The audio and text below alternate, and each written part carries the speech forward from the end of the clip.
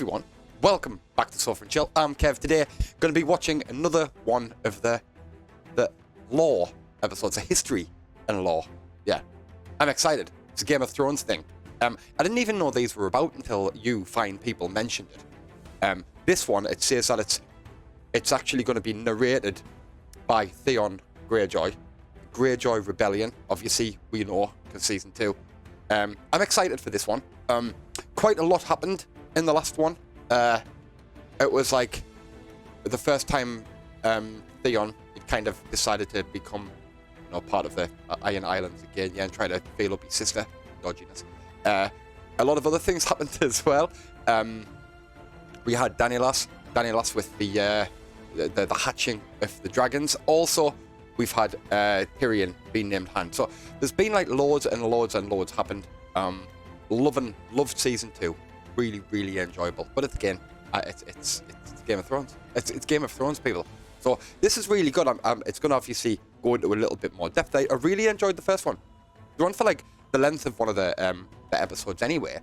So yeah, if you like the channel and you think, oh, he talks a little bit weird, but do you know what? I'm going to watch them. You can follow the link below, and you can kind of like, or click and go back and watch some of the older ones that I have seen, like the actual Game of Thrones season 2. That'll be on there. Also, do put the full length reactions over on the Patreon.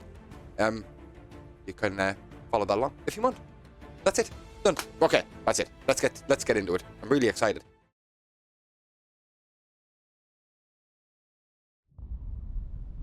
When Aegon and his dragons burned Harren the Black and all his sons at Harrenhal, the days when men feared the sight of our longships were over. Aegon would not permit marauders and raiders in his 7 kingdoms. With Harren died our empire, and the old way that forged it. But what is dead may never die. What is dead may never die. 6 years after Robert Baratheon won his crown, my father, Balon Greyjoy, sought to restore our ancient rights. He declared the Iron Islands independent, and himself its king, and sent the Iron Fleet in a daring raid on Lannisport, where they burned the Lannister ships at anchor. Wow. Making us unchallenged in the Sunset Sea. This was the seed of our undoing. My eldest brother Roderick led a frontal assault on Seaguard, a town built to protect they got fucked up, didn't they?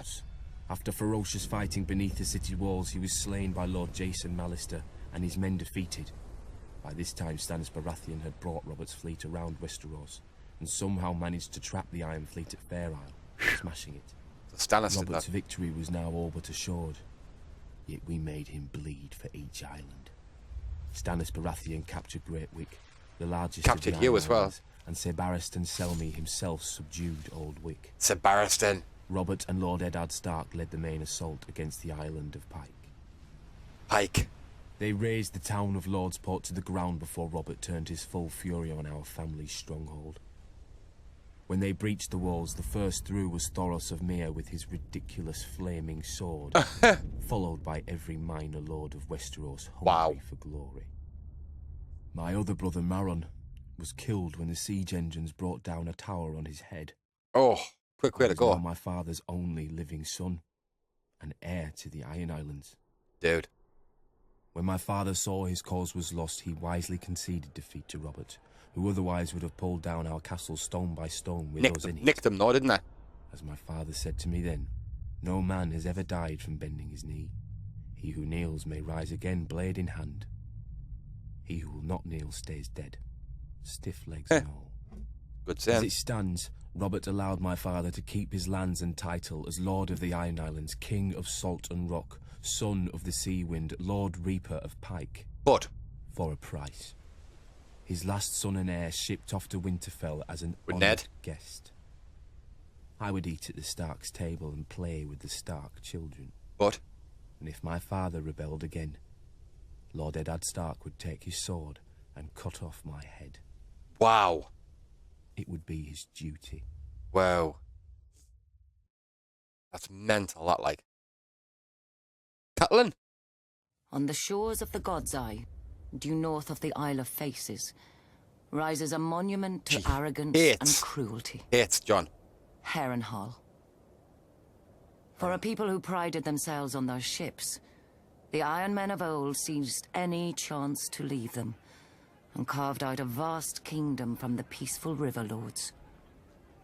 the Empire reached its zenith under King Harrenhal, Heron called the Hall. Black by those he terrorized, and by his own men, though they meant it proudly. Dickhead. King Harren enslaved the Riverlands to raise the mightiest fortress Westeros had ever seen. A castle that could garrison 1 million men, with walls so vast that winters would come and go, and besieging armies grow old and grey before the castle fell. Wow. 5 towers he ordered, reaching into the heavens like grasping fingers. A monstrosity which he forced our people to build for their own subjugation. But the very day the slaves laid the last stone, Aegon Targaryen and his sisters arrived in the south. When they arrived with their small army, Harren laughed and shut the gates. Harrenhal would have its first test, and an easy one at that. It failed. I don't think so. Harrenhal could have withstood an assault from all the armies in Westeros combined. Not from above. But Harren learned that the tallest and thickest walls meant little to dragons, for dragons fly. With Harren and his sons dead, Harrenhal quickly surrendered to Aegon. Yeah. House Tully then raised the River Lords in rebellion against the Iron Islands. Tully. And with Aegon, we flushed the Iron Men to the sea. We should have torn down the castle stone by stone then. That's her, But Harrenhal seemed such a magnificent prize then that before she married. Aegon gave it to one of his commanders, whose line then withered to extinction. As would every family to hold it thereafter. Wow. Harrenhal's haunted. When many speak of Harrenhal, their voices drop to whispers about Mad Lady Lothson, who was said to send a giant bat to collect children for her crockpots, Whoa. and to bathe in blood and serve feasts of human flesh. Crazy About bitch. the ghosts of Black Harren and his sons who still walk the castle at night, all aflame. Of the servants who went to bed in full health and were found in the morning, burnt to ash. Mere stories to frighten wayward children and I don't think excite so. young girls, you may say. You would not be entirely wrong. Harrenhal is a prize. A nigh impregnable castle with enough land and enough income to make a man, at a stroke, one of the greatest lords in Westeros. Whoa. But you would not be entirely right either. Say by a king's grace, Harrenhal became yours. You get given it as like now a prize you or must something. garrison it. You must repair it and maintain it. Even stretched to the ends of your means, you cannot fill and manage the whole castle. Unless you're super So you rich. retreat your household to 4 of the 5 towers. All right. Then 3, then 2. Then only the bottom thirds of those. You close the hall of 100 hearths and take your meals in your rooms. Even then you can't shake the feeling of desolation. That Harrenhal and its vastness is devouring you. It's too big. In later years, as you bury a grandson or a great-grandson, the last of your line, you So it will wipes know everybody it out. has. It wipes out your bloodline almost. Shit the bath. Theon and Yara. Stop trying to fail your Where Yara the up. north has its honor and the south its chivalry, the Iron Islands has its strength.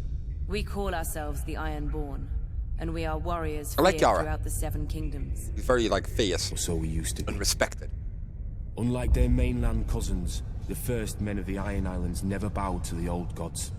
Theirs was the drowned god, who made the Ironborn to reave and sack and write their names in salt, steel, and song, that his enemy, the storm god, could not wash away. We raised our kings from our own ranks, and used beaten foes as thralls to work our mines and farm our land. Or as salt wives, if a woman was pretty enough. Cheers. Such was the old way, and while we followed it, we held sway wherever the waves were heard. When Aegon came demanding fealty, King Harren the Black ruled as far east as the Trident.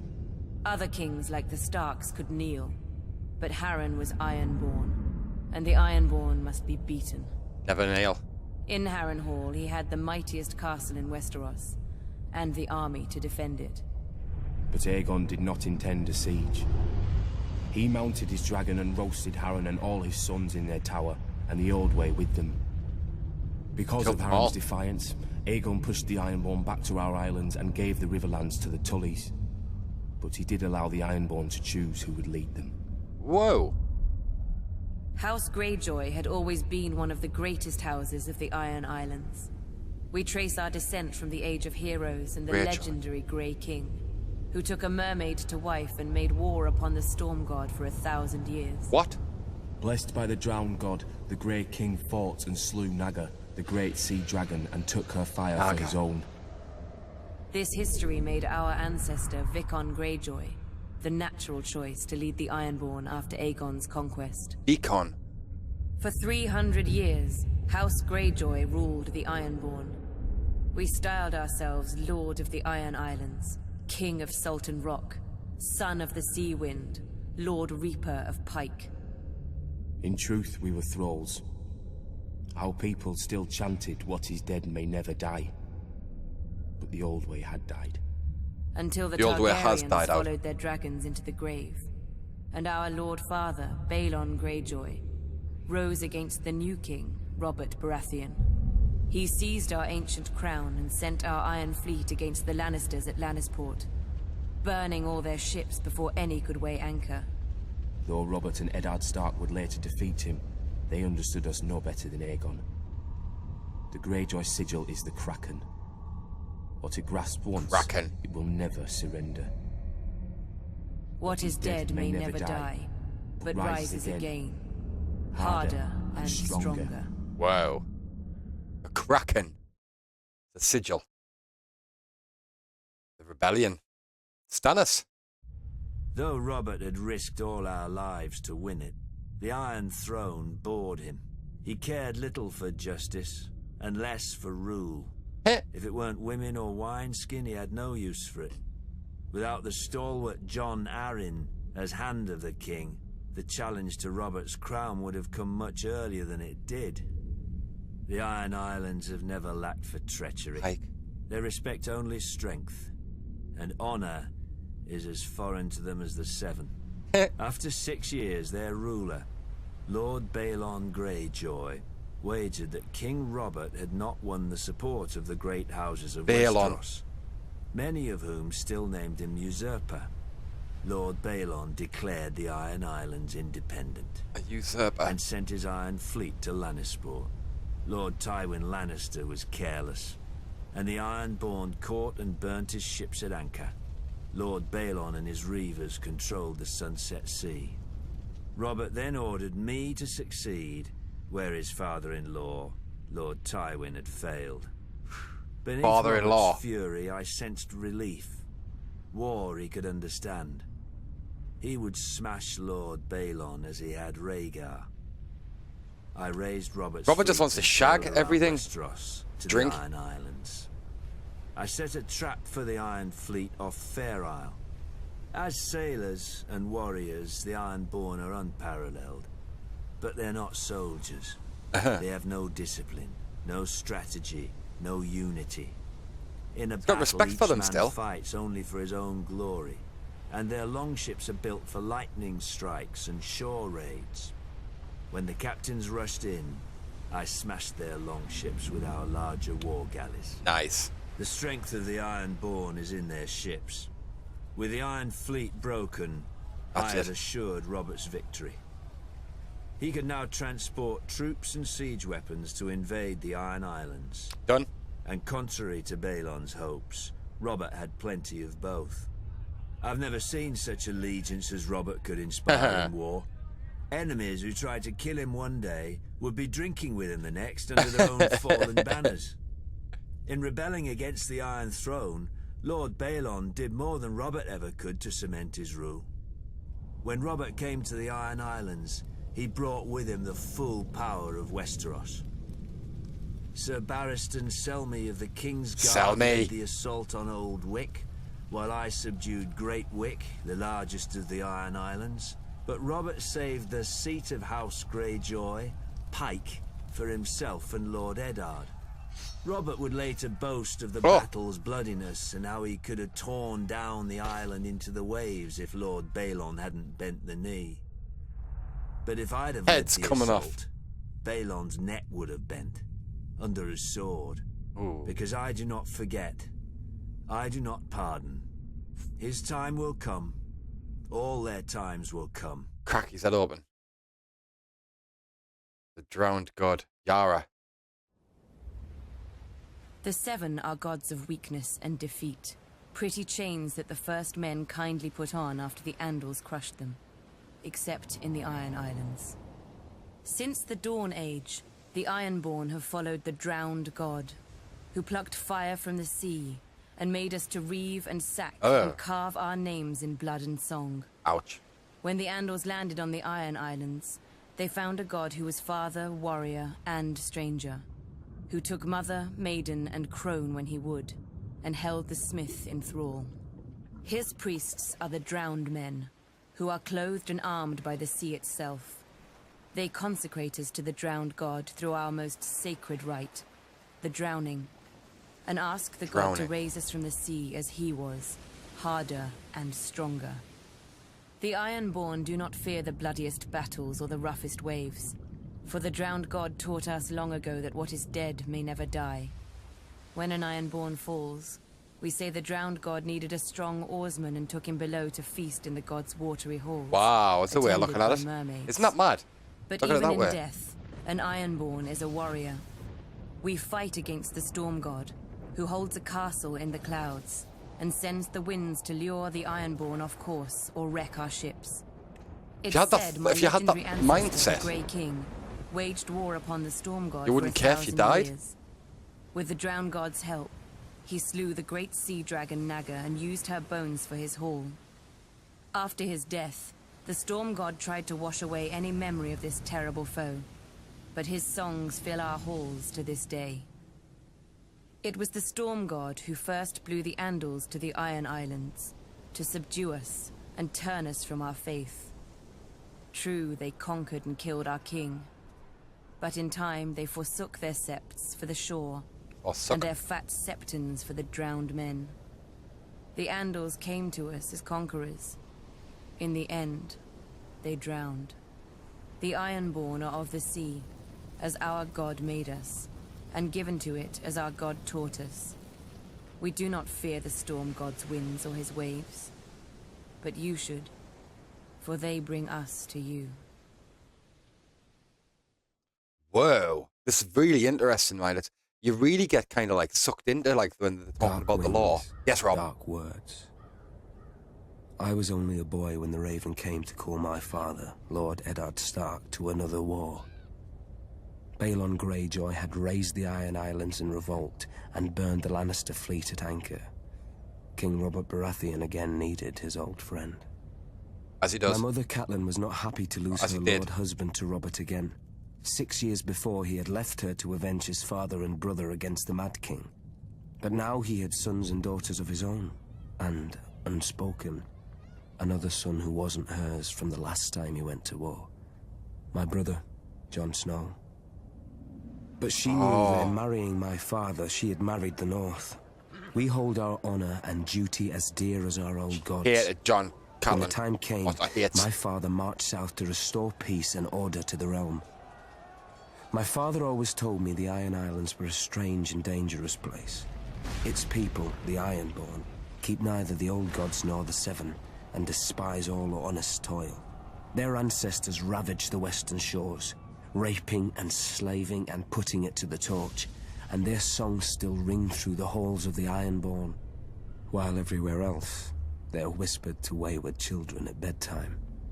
Perhaps Lord Balon thought Westeros had not healed from the war against the Mad King. It's so interesting. As fragmented and suspicious as the ancient kingdoms his forebears had terrorized. Robert's navy corrected him at Fair Isle when they smashed the Proud Iron Fleet. Robert and my father corrected him at Pike, his own castle, when they pulled down his towers and breached his walls. I love the animation. To speak of his different, battles, but from other men, I learned what transpired. Thoros of Myr was first through the breach with his flaming sword. Not far behind him was Jorah Mormont of Bear Island. Jorah! My father's bannerman who earned the knighthood he would later shame, and lords from every corner of the Seven Kingdoms. All day, through every passage in the castle, they fought side by side, My father with our ancestral sword Ice, and King Robert with his warhammer against a horde of axe-wielding Ironborn. Yes. In the end, Lord Balon bent the knee. King Robert generously allowed Lord Balon to retain his title and castle. The price of peace was custom. The only son of Balon's to survive his foolish rebellion would be taken as a hostage against future treasons. So you're seeing it from different angles My here. father even volunteered to foster the boy himself. I suspect. To make Theon Greyjoy a different man than his father. Yeah. Who would bring honor and duty to the Iron Islands when he returned as heir. So my mother's silent fear came true, and my father returned with another child. Theon ate with us, Arya and played with Sansa. us, and fought with us. Once the great bond between my father and Robert Baratheon united the realm against a mad king and brought him to justice for his crimes. Now, another monster sits on the Iron Throne, and another debt of blood is owed my family. Theon is my murdered father's ward. I am my murdered father's son. Like my father and Robert, bound in blood, if not by blood, we are brothers. Whoa. I just love everything. Karth. Oh, we go. Karth has always and only belonged to the Karthine.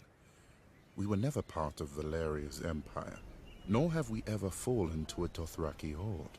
Our walls and the red waste outside them guard us from such annoyance. Nice. It's Many chilling. call the approach to our city the Garden of Bones. It needs little tending to grow.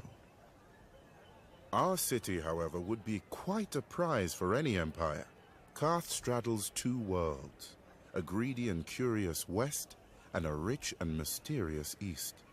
The marvels of Yeti and Ashai pass through our markets, and share berths with the riches of the free cities and Westeros. And the power.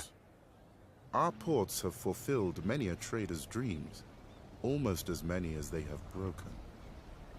We call Karth the greatest city that ever was or will be. Bit An bold. easy claim to make if one knows only the docks and customs houses of other cities. I was going to say that's a bold An statement. easy lie to swallow if a people see only the gold and jewels of their rulers, which we, the 13, Make sure they do. the city, are careful to ensure. The proud Karthine shook off the yoke of unjust kings long ago, so they are told at festivals by the pureborn, the king's direct descendants who have controlled the 13 ever since. Only now, instead of scepters, they use ships. A merchant only remains on the 13 until the others are no longer afraid to deny him, or too afraid to deny his replacement. Except for the Warlocks, they alone hold a hereditary seat. The A relic Warlock. from when they had powers, or at least from when the world was younger and more easily duped. Over the years, we have developed an understanding with them. They shall always be welcome on our councils and at affairs of state, provided they never come. Rare is the civic problem that can be solved by cryptic nonsense and shade of the evening. Thankfully, they need little encouragement to confine themselves to their House of the Undone. Yeah, guys. Yet perhaps we Karthine are too confined ourselves. Couple We limps. feel safe behind our walls and our laws, which no visitor can hope to follow, and by which any citizen who vouches for a guest always pays with his life. But like a ship in the summer seas, a city grows becalmed without fresh wind. The greatest city that ever was or will be, Yeah. an epitaph. I would prefer the greatest city that is. So clever. The Warlocks. Yeah, these are dodgy bastards, aren't The they? East is plagued with mystics With who your claim many dread purple face powers for but powers. prove only one. Separating the foolish from their purses. Not so with the renowned Warlocks of Karth. They demand a much There they are. dearer coin in return for their parlor tricks. Dickhead. Respect. Once, the Warlocks truly were mighty, or so they would have us believe. I do not doubt they have many secrets. They are an old order, and one does not obtain a seat on the 13, the governing council of Karth. Any of the warlocks on the 13? 12 of our most powerful citizens afraid to forbid it.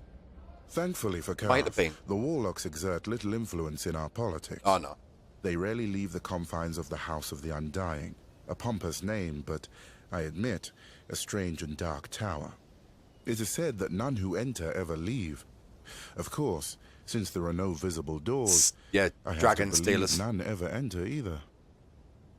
We can only imagine what the warlocks do inside. Dany disappeared, I didn't she? wager we do not have to imagine much. They read dusty scrolls detailing their following lost around glory. and she They vanished. sip shade of the evening, a foul concoction brewed from the nearby trees until their lips turn blue, the better to frighten children and the ignorant. Stewing in their fantasies Off the like nut. an old soldier who drinks alone so no one may challenge their prowess. Whatever the warlocks may wish, their magic, like all magic, is dead in the world, if it ever existed. Though, one does hear strange whispers of late. Glass candles that have been cold for 100 years, now burning. Ghost grass, found far from the lands of the shadow. A Khalasar led by a woman with 3 heads. What? Trader's nonsense, most likely. Yeah. But should the warlock's vaunted magic ever return, But then again, that our dragon's talking about now. that would be a dangerous day for Karth. I shall need to keep my eyes on them. Yeah. Indeed. Just be on the safe side, sunshine. Jorah. At its height, the Valyrian freehold ruled over half the known world. Not bad for former shepherds, but the doom fell on them and sank their capital into the sea.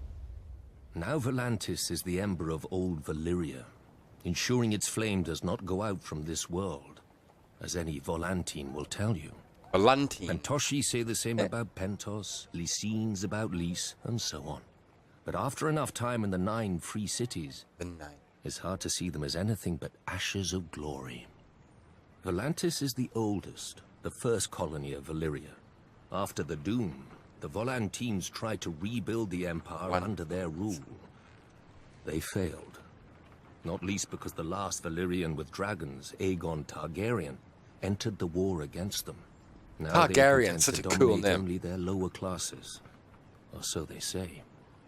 Braavos is the strangest, a city erected not by the freehold, but against it.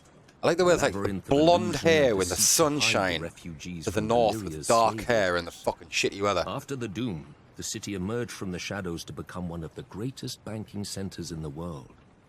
A man can get anything in Braavos. for a Braavos. price. Especially death. Your own if you offend one of the swaggering swordsmen that pollute the city. Or, if you're very rich, or very desperate, anyone else's. Well, Lys is the easiest of the free cities. Lys. Full of pleasure houses catering to every taste, no matter how peculiar. Many men lose themselves in Lys and are never found, at least alive. No shit. When a man runs out of coin, the Lycians may grant him their other speciality on the house. Poison. Oh. Pentos is the most ruthless. So he's just run out a coin and you just put, see you Magisters later. make a great show of choosing the Prince of Pentos from the great families and granting him the powers of trade, justice, and war, as long as he checks with them first. On the new year, to bring good fortune to Pentos, this prince must deflower the Maid of the Field Wow. and the Maid of the Seas. I confess I don't know how each is chosen, or what becomes of them after serving their purpose. But if a crop should fail or a war be lost, the Magisters will slit the prince's throat and choose another. Whoa, that's you, The other Telson. free cities are known for what they make. Mia has its lenses. So you get your end away a little bit, but you don't do what you're meant to do. Quohor, Head off. It's smiths who can reforge Valyrian steel. Tyros, Valerian steel. its colors? I'm sure Lorath adds something to the world, but I can't think of it. Frankly, the 9 of them are more alike than they would care to admit. They hire the same soldiers to fight the same wars for the same rulers, the rich. Be they called magisters, archons, or what have you. When a Dothraki Khalasar approaches, they gift the Dothraki. same tribute to avoid the same sacking. For thousands of years, the disgraced of Westeros have drained east to pool in the free cities, where a man of honor counts for less than nothing, unless it raises his price. Better men than I have learned that what a man sells for gold, he can never buy back. He must earn it, by fire and blood. Nice. Another one. Stannis talking about Robert. My brother Robert Baratheon had raised the banners of Storm's End, our ancestral castle, against the mad King Aerys. Stonehelm. Jon Arryn of the Vale and Eddard Stark of the North stood with him, and Hoster Tully of the Riverlands would join. But I wonder that's why Tully and Ed separated Starks by the combined strength of the West, the Reach, joined their families together. And King's Landing itself. Catelyn. Even Robert's own lords were against him. It was the hardest choice I've ever made. My brother or my king. Blood or honor. Aerys ruled by right of all the laws in Westeros. Everyone knew the price of defiance. But there are deeper, older laws. The younger brother bows before the elder. I followed Robert. Yes, you did. Early in the war, Mace Tyrell's indecisive victory at Ashford cut Robert off from Storm's End. Instead of pursuing Robert and risking his record, Mace Tyrell turned east and laid siege to our home. His vast army and navy encircled us and prevented any resupply by land or sea. Good move. If a wagon strategy. tried to reach us, it was burnt. If a ship tried to land, it was sunk. We were locked in Storm's End to starve, but Robert commanded me to hold the castle no matter the cost. He could ill afford to lose his ancient seat, which had never fallen. While Robert smashed Rhaegar on the Trident, my men ate the dogs, because the horses had already been devoured. While the Lannisters sacked King's Landing, we ate the rats. If the smuggler Davos had not slipped through the Tyrell blockade with his onions, said Davos, we'd have eaten our own dead. But I held the castle until Lord Eddard remembered us and marched to lift the siege. Remembered us? The Tyrells didn't even put up a fight. And Robert threw a feast to celebrate Lord Eddard's victory. I was sent to the Royal Island stronghold of Dragonstone to I don't understand why Stannis is is pissed off then. The last surviving Daenerys. Targaryen children. Before I arrived, however, they escaped across the narrow sea. I was going to say. Robert was furious. He stripped me of Storm's End. What? And gave it to that prancing fool Renly, my younger brother. Why he's always had a bit of a... I could keep Dragonstone. Now Robert is dead, and a bastard pretender soils my throne while the realm fills with schemers and traitors. I mean, him and Renly... But the rightful king is coming for them all, and I will not stop until I have scoured this land clean of abomination. The Baratheons say, ours is the fury. I will show them. Fury burns. Wow. Go on, Stannis, son. Have a big argument with your Ren. Family, duty, honor. Every Tully child learns our words, but I was a woman before I understood them. Years before, my father had taken to foster the son of a wartime friend, a minor lord on the Fingers. The boy had arrived at our castle as Peter Baelish. Due to his home and size, my brother soon named him Littlefinger. When I came of age, Brandon Stark of Winterfell sought and won my hand. To my father, Brandon was heir to the north and a suitable match for a daughter of House Tully. To me, Brandon was wild and terrifying, never far from laughter or trouble. But Eddard. I loved him with all the fire of a first passion, much I came to realize as Peter loved me. Oh, yeah. When Peter heard of my engagement, he challenged Brandon to a duel. Peter survived only because I begged Brandon not to kill him. I still thought of Peter as family. Now, I wish I had let him die. Aye. Only days before my wedding, when I thought to be happy forever, Prince Rhaegar Targaryen abducted Brandon's sister, Lyanna. Yes. Blooded as always, Brandon immediately rode for King's Landing to demand justice, Burnt which alive. the Mad King Aerys Targaryen gave him, in his own twisted fashion. Burnt them alive. The day the Raven arrived with the news of my Brandon's death, I locked myself in a room and refused to eat for days, until my father reminded me of my duty. I was to marry Eddard, Brandon's younger brother, a man whom I had never met, though of whom none spoke ill, or spoke anything at all. Go on, Ned. Our union would cement an alliance of the North, Vale, Stormlands, and Riverlands in rebellion against the Mad King. I love the way they do this. I was a Tully. I did my duty. We were married quickly, and were spared only one night before he had to return to the field. Wow. I spent the war by the windows waiting for a raven to hear if my son would grow up fatherless or at all. Oh, she's having a baba. We knew the she's having price Rob. of defeat. I scoured the kitchens and washing rooms for any and all gossip. Robert had won and crushed the Mad King. Robert had lost, but Jaime Lannister was now king. Robert had almost won, but the Mad King had become a dragon and burned King's Landing to ash. Wow. At night, I told myself the war would end soon and bring peace. Either a victory or the grave. I was wrong. Robert won, and my husband avenged his brother and my love. Came back with a burn. But when he came home to me, he could not meet my eyes. He's got a baby. I saw the reason by his side. He's been shagging. Many men have bastards, I know. And under the strain of war, any man, no matter how honorable, may forsake his vows for a night of warmth that he may never know again. But Ned Stark was not built like other men. His northern honor would not let him sequester his shame in some distant holdfast. He's kept the Ben. He brought this boy, this Jon Snow, home to raise with his true-born children. My children. Fucking Jesus. Yet even these bitter memories are sweet now. They are all I have left of my Ned.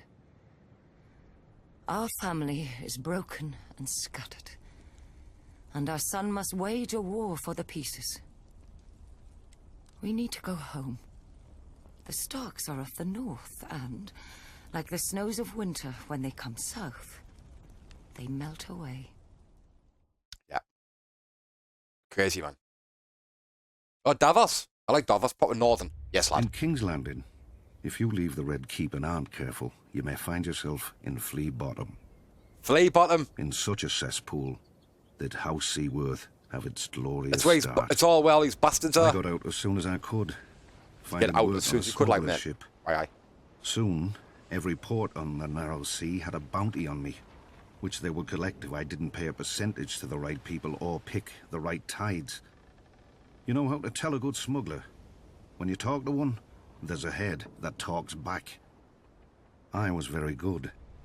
Davos of Flea Bottom had run with orphans and beggars, but Davos the smuggler was received by merchants and lords when nobody would catch them. Oddly, the only honest work came from pirates, like the notorious, bloodthirsty Salador San. An old friend. All he ever wanted was someone to buy his cargo quickly before the tide left, and sell it without telling where I got it. In time, I saved enough to buy a small plot of land and found a woman who was kind enough to overlook my trade. She gave me a son, Mathos. Mathos? And we dreamt of the trader's circle around the Jade Sea, just one trip, and I could settle us and our family for life. Then some Storm Lord revolted against the Iron Throne. Wars are not as good for smugglers as you'd think. No. Every harbour fills with guards and inspectors, and the seas filled with blockades and pirates paid by each side to prey on the other. Though I had no love for the Mad King, I'd grown up around the power of King's Landing. I figured this Robert Baratheon would end the same as the other rebel lords. Gonna get him with Stannis. But he didn't. The North, the Riverlands and the Vale joined him. And in the taverns, people drank to Robert's health openly. Brave fools, I thought. But I had a family who'd be left in the cold if I lost my head. When Mace Tyrell marched on Robert's home of Storm's End, I spied the end of the rebellion. The castle was garrisoned by Robert's younger brother Stannis and a small guard, and would not hold out for long. Stannis. When it fell, Robert would be homeless, and his support would bleed away. This I knew from experience. Clever. Months later, Stannis was still holding the castle. Nobody cared. But on voyages, I had seen what famine does, and I thought of all those men in Storm's End who would die unmourned and forgotten. No better than flea-bottom orphans. I told my wife and myself that I'd get a high price for the onions and salt beef. All right, that's the reason why you did that. I knew I'd be captured by the Tyrell galleys or drowned, but I was too stubborn. Later that night, in the dark, in a tiny boat with a black sail, I cursed myself and the moonlight. That's the reason he did it. For the tide to turn. When it did, he went in on his own. The wind Go on, beat the sail Davos. so hard I ripped it down, fearing the Tyrell ships would hear. Luckily, they'd grown lax. With muffled oars alone, I steered my cargo through the treacherous currents and all of his snarls of rock onions that give Shipbreaker Bay its name. The waves finally carried me, soaked and near blind from sea water, through the mouth of the cavern beneath the castle. Whoa. Go on, Then, Davos.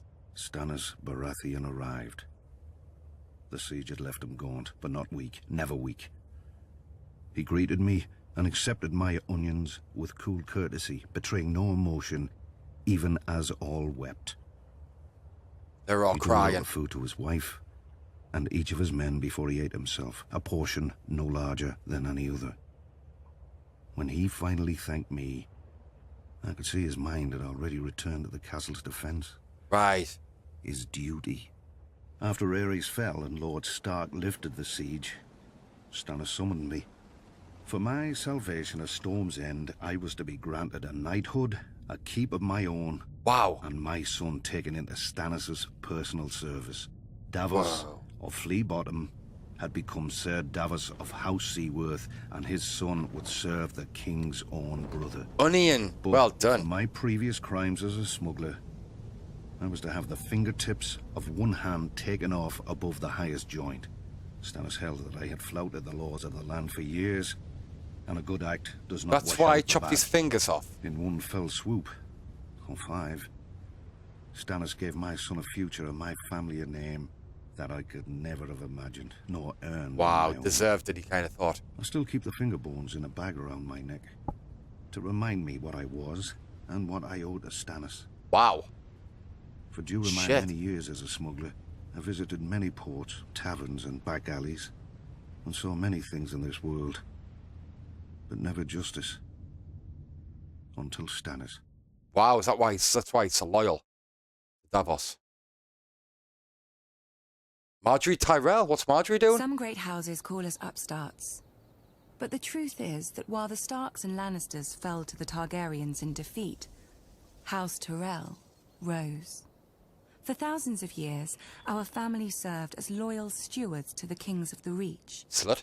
Until the last of their line unwisely burned to death, resisting the Targaryen invaders.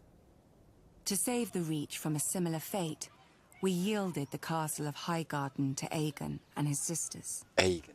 In gratitude, the Targaryens gave House Tyrell dominion over the Reach. And we became lords of the castle in which, for generations, we had served. Under the Targaryen dynasty, Westeros prospered. Gone were the petty wars of 7 kingdoms and the endless thirst for minor glories that drove them. The Westerlands enriched the realm. The North guarded it.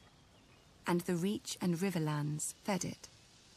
This harmony is you what don't Robert talk as much here. shattered with his rebellion so against like Aerys interesting. Targaryen.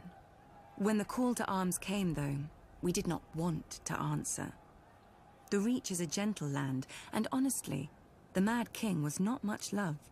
You But think? he owed peace and status to his family. My father, Mace Tyrell, called his banners and marched north to battle the rogue Stormlord Robert, who had already defeated 3 forces in a single day.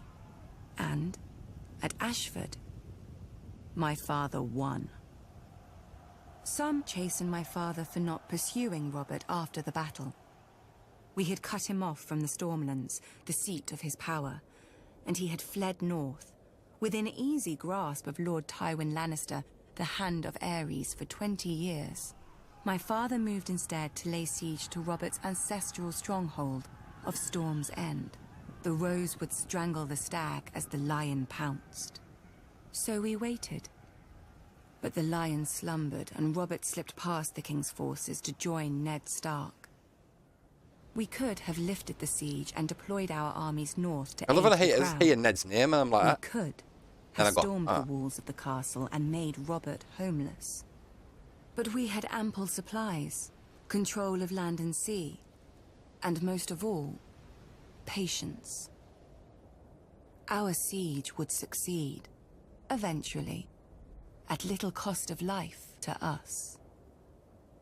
If Robert prolonged the war with minor victories, our capture of Storm's End would hasten his downfall.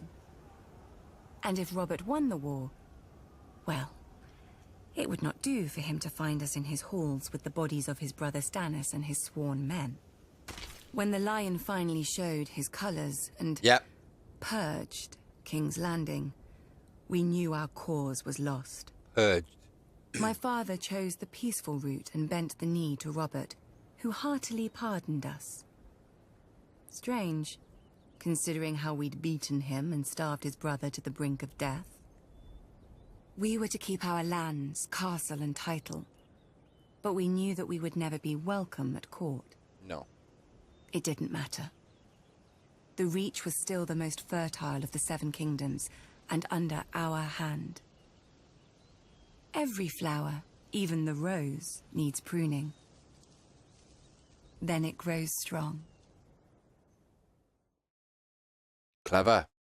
Very interesting. Super interesting. House Tyrell by Marjorie. This will be interesting. House Tyrell trace our descent to Garth Greenhand, the legendary first king of the Reach who made the land bloom. But so too does every noble house around us. It seems dear ancestor Garth planted as many flowers as he plucked. A king should have more consideration for his line, don't you think? For over 1,000 years, the Greenhand's sons and grandsons ruled the Reach as House Gardener. The offshoots of his daughters grew into vast and powerful houses in their own right, except for House Tyrell. We chose instead to serve our Gardener cousins faithfully as stewards. To manage their stronghold of Highgarden and the daily affairs of the Reach. Highgarden. Our words are growing strong. And under our stewardship, the Reach did just that. Growing strong. As did we. Until a blundering king almost cost us everything. Aegon Targaryen had landed in Westeros. Aegon. King Mern allied us with the Rock to repel the upstart's army. One can only marvel that King Mern did not reconsider when he saw the living dragons against him. You would, man. You shit yourself. Perhaps he should have sought counsel from his trusted stewards before he set out. Then again, perhaps he did. You see the dragons, man, you just think it's over. At the Field of Fire, Aegon, and let us not forget, his sisters, burnt the combined armies of the Reach and Rock. King Mern paid for his misjudgment with his life and that of his ancient family. Burnt. In a day, the Reach had lost its king, its ruling house, and most of its army. Done. Thankfully for everyone, my ancestor, Harlan Tyrell, had better sense. Until the Maesters sorted out the intel among Mern's cousins, Harlan the Steward was acting Lord of Highgarden. What's he gonna do? To ensure peace and life in the Reach, he would yield the castle to Aegon.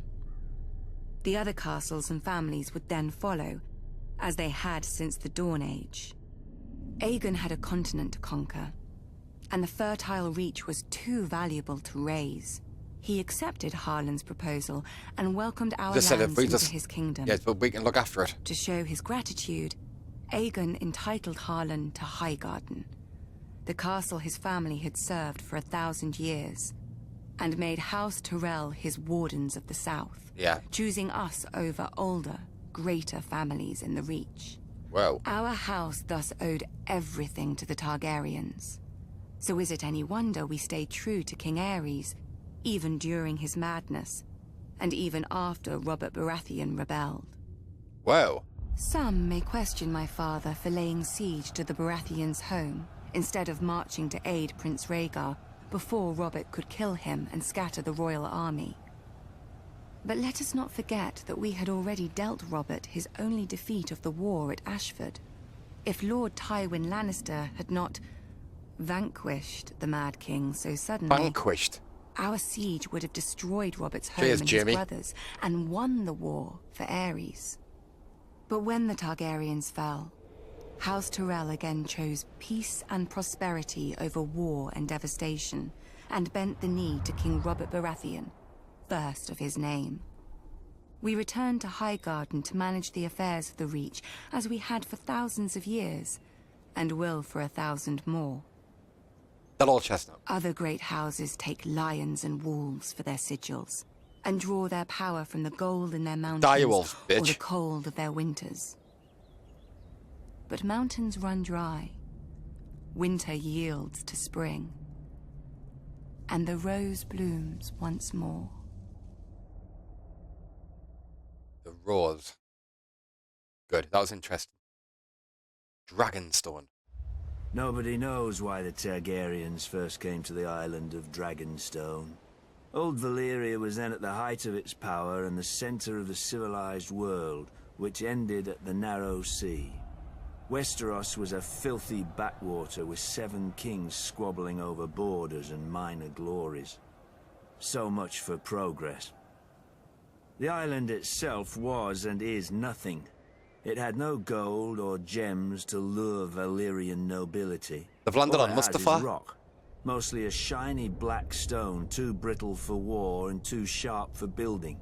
The Targaryens called it dragon glass. Dragon glass. I call it useless. Yeah, dragon But glass. the So. Targaryens managed to raise a castle here. Simpletons claim they used ancient Valyrian sorcery, forgetting that the Targaryens brought a small army with them from Essos. There's no magic in strong backs, though admittedly the castle is unlike any in Westeros. Foreign and strange. If the Targaryens ever regretted their barren outpost and longed for the comforts of home, the doom made their folly permanent. Valyria collapsed into the waves and was no more. To look east was to see the ruin of their homeland, the greatest civilization before or since. But to look west, as Aegon realized, was to see a fertile land ripe for conquest. Yeah. Perhaps even a new Valyria. Aegon. Though good for little else, Dragonstone was the perfect staging point for Aegon's invasion of Westeros. The Blackwater Bay granted easy access to the continent. The lands there were disputed by 3 kingdoms: the Reach, the Iron Islands, and the Stormlands. But their capitals were far enough away that none could mount a force before Aegon got a foothold, even if their kings had been able to stop bickering over whose problem he was. Then it was too late. Fighting over like that much land. Aegon had chosen his first camp well. With the bay to the east, the river to the south, and open fields to the north and west, his army would be impossible to take by surprise. A perfect site for an invasion, and one day, his capital city, King's Landing. The Doom had taught the Targaryens the prudence of refuge. My God, it's so interesting. After the conquest, it's different Dragonstone because I normally became talk. the seat of the crown prince and heir to the Iron Throne. It would serve them well, and me ill, 300 years later, after my brother Robert Baratheon rebelled against the Iron Throne and the Lannisters slaughtered the Mad King Aerys and his royal family. Robert dispatched me to deal with the last surviving Targaryen children. But before I arrived, a loyal knight smuggled them across the Narrow Sea to safety. Hatred for the Targaryens blinded Robert. Unjustly, I was blamed and stripped of our family's castle of Storm's End and given Dragonstone in its stead. Over the years, whenever I demanded my rights restored, Robert would remind me of the island's royal pedigree and pretend he was doing me honor. As if I were one of his tavern girls to be so easily deceived and dismissed. But Robert is dead, and I, Stannis Baratheon, I'm the rightful ruler. I'm the rightful king of Westeros. Oh, rightful king. Fuck off. Let the usurpers and traitors sit on the Iron Throne. From Dragonstone, I will be the dagger at their throat. Wow. He's pretty cool, like Stannis. Clegane, how's Clegane? What? Honor, glory, lies to make idiot boys want knighthood. It's a hound. Girls spread their legs for it. Let me tell you what makes a knight. Yes. Killing. Either enough men or the right man. As Brothers Clegane should know, we're very good at both. Most families claim some great ancestor so far back that nobody can prove them liars. Not us. My grandfather kept the kennel for Lord Titus Lannister of Casterly Rock, the father of Lord Tywin. Lord Titus was a weak man who didn't know it. One day while hunting, he stumbled on a lioness. Oh. Instead of embracing the man who wore her on his banners, dead, she tried to tear out his throat. Lucky my grandfather came up with the dogs and drove the big cat away. As a reward, the Cleganes got lands and a keep and a son to squire for the Lannisters. You're lucky. We took the 3 hounds who died for them as our new sigil. When Tywin Lannister became Lord of Casterly Rock, he wanted more from his former kennel master than fealty.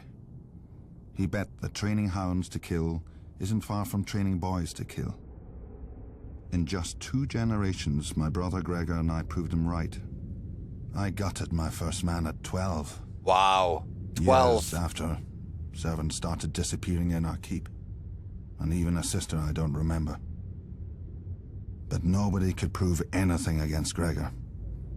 Or dared if they caught him at it. Gregor's killing everybody. My father wanted a knight in our family, and thought he'd found one in Gregor, who at 13 towered over enough men that they called him the Mountain. Sure, Gregor looks quite the champion from a distance. But a mountain can't cleave a man in half with one blow. But he can. And won't break a wench's face if she talks. Through Lord Tywin's influence, Prince Rhaegar Targaryen kindly anointed my brother personally. A great honor for our family, everyone said. 1 year later, Sir Gregor chivalrously sacked the prince's city, brained the prince's baby, and raped and murdered the prince's wife, winning our family yet more honor from the new king and queen. Honor. Soon after, my father died. They say in a hunting accident. The same day that Gregor became lord of the Clegane lands, gold and anything under his roof, I left our home to take service at Casterly Rock. Lord Tywin is not like his father. Neither is King Joffrey. Or the likes of me would never be on the King's Guard, with all those true knights. Between them, a man who serves the Lannisters will never lack for killing. I'll guard this king, such as he is. Gregor will kill the other ones, such as he does. Such as he is, oh yes, he does. When we're done, we'll see how many people still believe in songs and fairy tales. Oh, brutal. The Alchemist's Guide. Dragons conquered the 7 kingdoms, but to rule them, the Targaryens needed a less temperamental tool. When the great King Maegor saw the power of the Alchemist Guild, he blessed us with his patronage. In those days, we commonly transmuted metals and other wonders, but the king was most interested in our mastery of the substance, which those not of our order dub wildfire. Wildfire. A slight misnomer. To the Blackwater. uninitiated, the substance indeed seems uncontrollable. Oh, yes. Will not fucking balloon. Nor plate of steel What that means, but unbelievable. Our order alone knows its secrets. In Blackwater. bare stone Crazy cells episode. beneath the guild hall, our acolytes prepare the substance with utmost care and ancient. Cersei wanted it, and then Tyrion took over. Apprentices then remove the jars to a secure storage. Overseeing its purity are the wisdoms, such as myself, who are adept in the alchemical mysteries. Should an acolyte prove unworthy and allow the substance to ignite, the ceilings are spelled to collapse and fill the room with sand. For once lit, only smothering or starvation will quench the fire. Wow. It was super Many impressive, years did the Alchemist Guild serve the Targaryens faithfully, until we were beset on all sides by the envious, the Order of Maesters, who dismissed all learning but their own, and the charlatans who hucked green paint and worse in our names. After the unfortunate Prince Aerion Targaryen, drunk with wine, boasted that a draught of the substance would transmute him into a dragon, we lost our royal favor. Then came the wise King Aerys, second of his name. I was merely an acolyte when he restored our guild to its former glory. As had his great forefathers, he appreciated our secret arts, even naming Wisdom Rossart as Hand of the King. Together, they punished his enemies as befits a true Targaryen. During the War of the Usurper, I heard whispers that King Aerys had engaged our greatest wisdoms for an ultimate weapon against his foe. Ultimate weapon. But sadly, King's Landing must have fallen before it could be used, and many of our wisdoms disappeared in the sack of the city. Victims of ignorance and envy, as ever, I'd wager. Yet our order perseveres, like the substance which grows ever more potent as it ages. We perfect our ancient arts in darkness, forgotten by the world. We are masters of the fire, but we Very live impressive, though. only to serve. Hey, shut up, man. All we need is the right ruler. Spark. Oh. The Free Folk by Ygritte. Huh? Yes. A long time ago, they say, some old southern king enslaved our giants by magic and forced them to build your famous wall. Then he kicked all of my kind to the other side and raised an army to keep us there. She fancies John, like. And we're the uncivilized ones. Wildlings. Might be some old kings wildlings. wise. Even a giant can be made to kneel. Whoa. But only if he wants a better crack at your head. Heh. The free folk don't follow a man because his father tells us. If the king's son was brave and strong, aye, we'd follow him as we did his father. If he wasn't... he'd be killed. Beheaded. It seems to me as much as the wall keeps us out, it keeps you southerners in. You follow laws you didn't make. Kneel to kings you didn't choose, and pray to gods you never hear from. Traders talk about your seven. Beyond the wall, the stars shine bright and clear. Any gods there aren't listening to the likes of men. Our gods are of the forest, in the trees that shelter us and the rivers that feed us. They gave the land for all of us to share. We fish, farm, and hunt where we will, when we need. If a man wants a woman, he has to prove he'll give her strong and cunning sons. Now, it's easy. When she tries to slit his throat, he don't let her. With the free folk, you get what you can take, and you keep what you can hold. When she tries to cut your throat, you just don't let her. I wonder, even if my kind didn't hop over your wall, would he still set your night's watch to guard it? You southerners are rich. You always have more steel, gold. But this is flown over. I think you're afraid. If you've always knelt, you don't know what freedom is.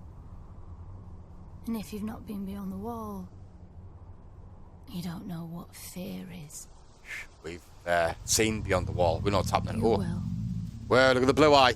Whoa, you're going to shit yourself. Jesus. The Night's Watch by Ygritte.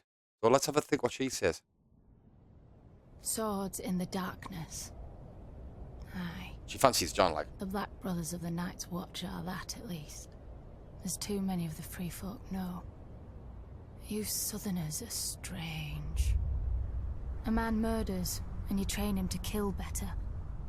A man thieves or rapes, and you send him where it's dark and private. Well, at least you make him promise to be good. Well, then you make him regret even that. From the time he's woken to the time he's allowed to sleep, he walks the frozen wall, carries frozen stones, or boils frozen food. When he lies down at night, he can't have nobody to warm his frozen bed. It's frozen cock. Not unless the crows like to nest together. Do you think he remembers the stories they told him? Maybe some of them do.